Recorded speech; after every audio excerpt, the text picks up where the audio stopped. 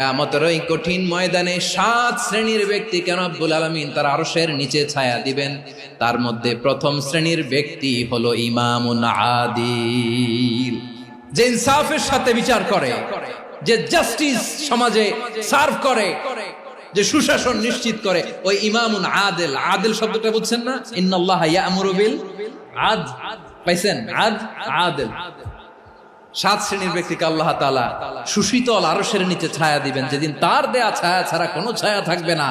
এর প্রথম হচ্ছে ইমামুন আদিল, ন্যায়পরায়ণ শাসক। চিল্লায় বলেন সুবহানাল্লাহ। আবার বিশ্বনবী বললেন, ইন্নাল মুকসিতিনা ইনদাল্লাহি আলা মানাবিরা মিন নূর আন ইয়ামিনির রহমান। কিয়ামতের দিন যারা ন্যায় পরায়ণ হিসেবে আল্লাহর সামনে দাঁড়াবে, কিয়ামতের দিন রব্বুল আলামিন তার আরশের ডান দিকে ওই ন্যায় পরায়ণ লোকদের জন্য আরশের ডান দিকে একটা নূরের